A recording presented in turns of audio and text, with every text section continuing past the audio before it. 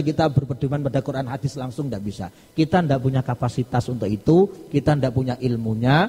Kalau kita nekat sama dengan supir tadi. Orang duwe SIM, orang profesional kok nekat nyupir bis, iso nabrak wong pirang-pirang. Iso njungkur, iso kecelakaan. Menyesatkan. Jadi menggali hukum dari Quran dan hadis kalau kita tidak punya ilmu akan menyesatkan umat. Itu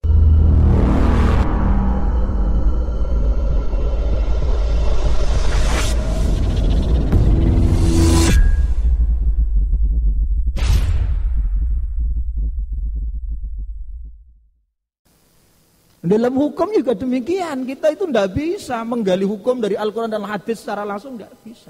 Kenapa? Tidak punya ilmu. Tidak asal-asalan. Gali hukum dari Quran hadis itu tidak asal-asalan. Buka Quran terjemah dari Depak atau Kemenak. Begitu tahu terjemahannya langsung ngukumi. Kok sepele betul. Jadi gali hukum dari Al-Quran hadis tidak seperti itu. Harus tahu asbabun nuzulnya. Ini ada ayat. Sebab nuzulnya apa? Sebab turunnya ayat ini itu apa? Ayat ini am apa khos? Mutlak apa muqayyad? Nah ini pembahasan usul fikih harus paham seperti itu. Lah 4 imam ini sudah luar biasa. Imam Syafi'i sudah sering saya katakan. Imam Syafi'i itu 7 tahun saja sudah hafal Quran. Cerdasnya luar biasa. 10 tahun mondok di Imam Malik, belum sampai 1 tahun, usia 10 tahun.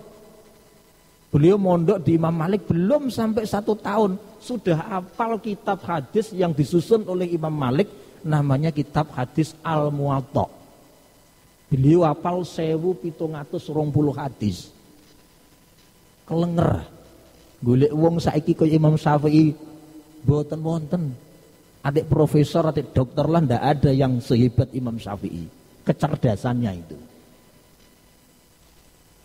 Makanya Imam Ghazali yang sedemikian hebat. Imam Ghazali itu kan menguasai ilmu tib, ilmu kedokteran, ilmu filsafat, ilmu fikih. Beliau dalam fikih menyatakan ana binisbati Imam Syafi'i kaqatratil ma' binisbatil bahri. Saya dinisbatkan Imam Syafi'i itu laksana 1 tetes air dibanding air yang ada di lautan. Itu tetes air dari air lautan. Itu kata Imam Ghazali. Mengakui hebatnya Imam Syafi'i. Lah orang sekarang itu sudah baru hafal beberapa hadis sudah tidak mau ikut Imam Syafi'i. Gali hukum sendiri. Kunut, oh tidak sunat. Apa? Padahal Imam Syafi'i menghukumi kunut dalam subuh itu sunnah. Dengan hujah, oh hadisnya sokeh-sokeh, tidak ada kunut yang didasarkan hadis sokeh itu tidak ada. Loh Imam Syafi'i itu jauh lebih pandai hadis daripada mereka-mereka. Belum sampai 1 tahun apal 1720 hadis. Dan di dalam menghafalkan hadis itu beliau tidak asal matanya ngapal hadis itu enggak, tapi dicari rawi-rawinya ini. Sing riwayatkan ini orang baik apa enggak? Bisa dipercaya apa enggak? Itu Imam Syafi'i. Imam Malik juga demikian. Jadi 4 imam ini adalah orang-orang yang bisa diikuti, terpercaya. Di samping beliau-beliau ini adalah orang yang cerdas, satu lagi yang sulit ditiru adalah kedekatan mereka dengan Allah.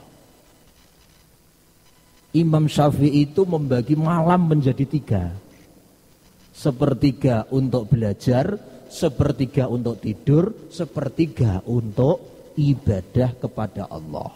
Itu Imam Syafi'i. Imam Malik kalau Ramadan itu tidak pernah lepas Quran.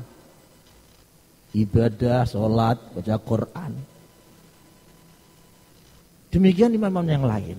Jadi di samping mereka, beliau-beliau ini adalah orang-orang yang memang cerdas, memiliki kapasitas ilmu yang memadai. Beliau-beliau ini juga orang yang dekat dengan Allah, orang yang ahli ibadah, orang yang zuhud, orang yang wirahi. Jadi layak untuk kita tiru, untuk kita ikuti. Ini saya jelaskan untuk panjenengan mengetahui pentingnya kita bermadhab. Jadi kalau ada yang mengatakan, untuk apa kita bermadhab? Dasar hukum Islam itu adalah Quran al-Hadis. Jenengan jawabnya gampang saja. Kalau ada yang mengatakan itu, jenengan jawab begini. Sampean wani ya, moro ning Surabaya nyetir bis dhewe. Ayo lakoni.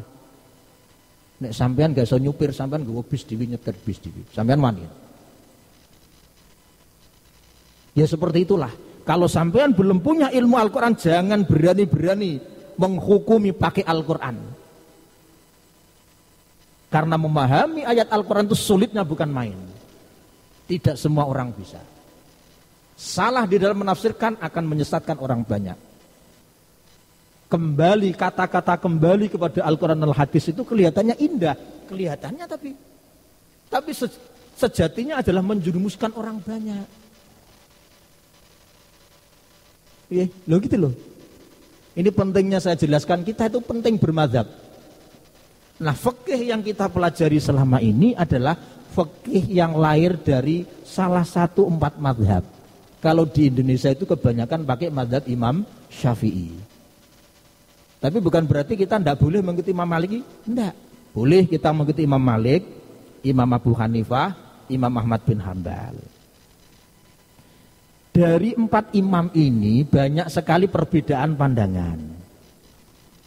Kita tidak bisa menyatakan ini yang benar, ini yang salah. Tidak bisa. Imam Sya'rani seorang waliullah. Ini orang ahli fikih, ya seorang wali. Beliau mengarang kitab Al-Mizanul Kubro. Di dalam Muqaddimah Al-Mizanul Kubro beliau menyatakan innal a'immatal muslimin ay a'immatal madhahib ala hudam mir rabbihim. Sesungguhnya imam-imam madhab itu mendapatkan hidayah dari Allah di dalam menggali hukum dari Al-Quran. Jadi di samping mereka itu punya ilmu, ketika mereka memahami Quran itu mendapatkan tuntunan dari Allah, hidayah dari Allah. Jadi mereka itu benar semua. Satu contoh begini. Beliau menyontohkan kebenaran dari 4 mazhab. Imam Malik menghukumi anjing itu yang najis cuma mulutnya dan air liurnya. Karena teksnya hadis memang seperti itu. Teksnya hadis itu kan ketika ada seekor anjing menjilat air di sebuah wadah, kemudian Rasulullah menyatakan buang air itu, cuci 7 kali, salah satunya dicampur dengan debu. Itu kasus ketika anjing itu meminum air. Jadi yang dihukumi najis menurut Imam Malik itu cuma mulutnya saja ini, congornya, corong Jawa bahasa kasarin congore anjing. Dan air liurnya. Bulunya enggak.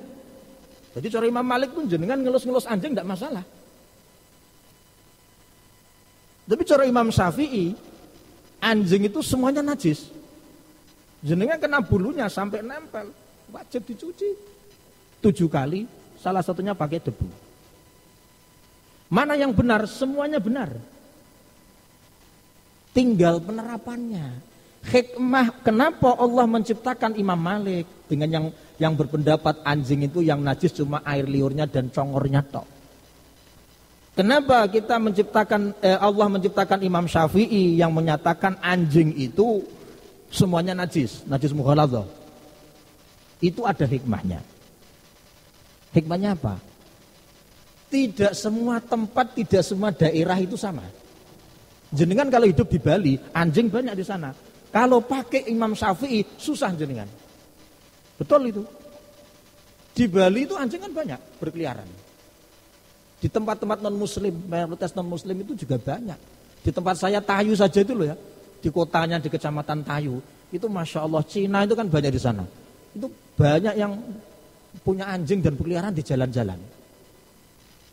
Belanja di toko itu kalau tidak hati-hati kena pasti. Ini kalau kita pakai mazhabnya Imam Syafi'i repot. Bisa 1 hari jenengan nyuci tangan, nyuci kaki 10 kali. Dengan pakai debu. Dan masyakot itu berat. Nah ketika kita berada di sebuah daerah Bali, seperti Bali yang banyak anjingnya, kita lebih enjoy pakai pendapatnya Imam Malik. Ini loh manfaatnya.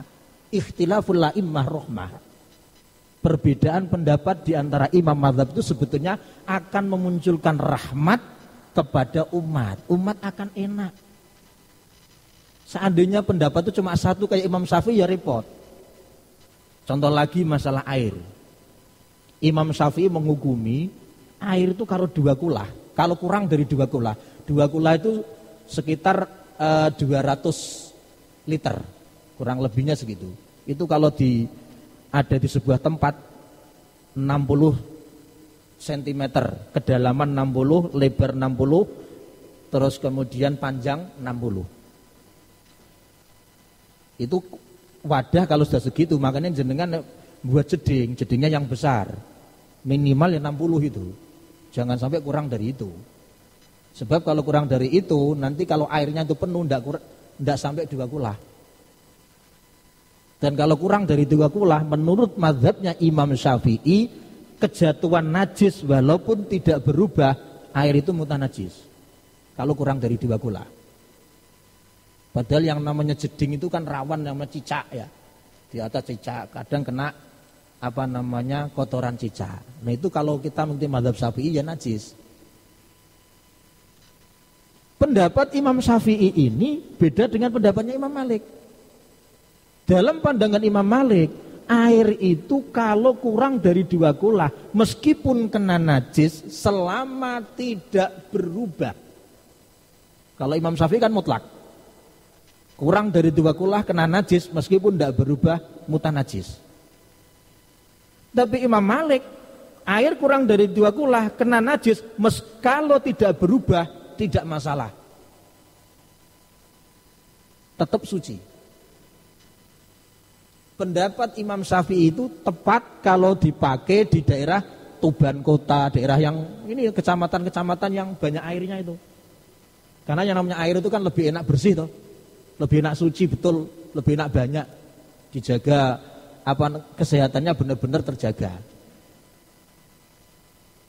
Tetapi ketika kita berada di daerah seperti Nyun Sewu, daerah Pundinungun, Grabakan, Koro, daerah yang sulit air, kita ikut mazhabnya Imam Syafi'i loro pak, gue saestu loro. Di daerah-daerah yang sangat minim air, kalau kita pakai mazhabnya Imam Syafi'i dalam masalah air susah kita. Baru ngumpulkan air satu bak itu belum sampai 2 kulah pak. Pemene sak timbun yang digunakan ngangsu. Kena telek cecek-plek buang. Digunakan masa ndak boleh, mandi ndak boleh, wudu ndak boleh, kan repot. Padahal cari air sulit. Kejatuhan telik cecek tak wis dibuang. Maka untuk daerah-daerah yang kesulitan air lebih enak kita pakai mazhabnya Imam Malik. Loh ini loh. Jadi perbedaan di antara 4 imam itu melahirkan sebuah rahmah bagi kita. Tergantung situasi dan kondisi kita hidup di mana. Kalau kita hidup di daerah yang memungkinkan kita menggunakan mazhabnya Imam Syafi'i, kita pakai mazhabnya Imam Syafi'i. Sama dengan masalah zakat, Nyuwun Sewu. Kalau kita ini hidup di daerah yang subur, banyak tanaman, kemudian juga di sana banyak juga orang-orang yang miskin, paling enak itu pakai mazhabnya Imam Malik, adil Imam Malik itu. Kalau Imam Syafi'i yang namanya buah, yang wajib dizakati itu cuma kurma dan anggur. Jenengan puanen durian sak banyak-banyaknya, untungnya jauh lebih besar daripada anggur. Harganya juga mahal. Tapi dalam mazhab Syafi'i tidak wajib dizakati. Makanya dalam hal ini kita lebih enak pakai mazhabnya Imam Abu Hanifah. Imam Abu Hanifah itu semua tanaman yang memberikan hasil apapun bentuknya wajib dizakati. Ini kalau kita pakai mazhabnya Imam Abu Hanifah, kan uang miskin tuh, fakir miskin kan renes, dapat banyak zakat. Kalau Imam Syafi'i hanya terbatas. Ini loh. Jadi kita melihat situasi dan kondisi di dalam mengamalkan 4 mazhab. Lah, ilmu fikih itu wajib kita pelajari. Tujuannya apa? Agar kita tahu. Agar dalam melaksanakan ibadah kita itu sesuai dengan tuntunan salah satu dari imam mazhab. Tidak bisa kita berpedoman pada Quran hadis langsung, tidak bisa. Kita tidak punya kapasitas untuk itu, kita tidak punya ilmunya. Kalau kita nekat sama dengan supir tadi. Orang di SIM, orang profesional kok nekat nyupir bis, iso nabrak wong pirang-pirang. Iso njungkur, iso kecelakaan. Menyesatkan. Jadi menggali hukum dari Quran dan hadis kalau kita tidak punya ilmu akan menyesatkan umat. Itulah sedikit pencerahan dari kitab Adabul Alim wal Muta'alim yang membahas tentang kewajiban umat Islam di dalam mempelajari hukum. Mudah-mudahan ada manfaatnya dan mari majelis ta'lim wa ta'alum ini kita akhiri dengan bacaan suratul Fatihah. Mudah-mudahan apa yang kita kaji mendapatkan barokah manfaat dari Allah Subhanahu wa taala. Dan terlebih lagi kita benar-benar diakui sebagai santrinya Hadrat Syekh Kiai Haji Hasyim Asy'ari yang mengarang kitab Adabul Alim wal Muta'alim ini. Ala niyatis salihah wa ala ma nawabis salafus salih wa liridaillahi ta'ala al-Fatihah. A'udzubillahi minasyaitonir rajim. Bismillahirrahmanirrahim. Alhamdulillahi rabbil alamin arrahmanirrahim maliki yaumiddin. Iyyaka na'budu wa iyyaka nasta'in ihdinas siratal mustaqim siratal ladzina an'amta 'alaihim ghairil maghdubi 'alaihim waladdallin. Mawlaya shalli wa sallim daiman abada ala habibika khairil khalqi kullihim huwal habibul ladzi turja syafa'atuhu likulli hawlim minal ahwal muqtahimi ya rabbi bil mustafa ballu maqasidana waghfir lana ma madha ya wasi'al karami. Assalamualaikum warahmatullahi wabarakatuh.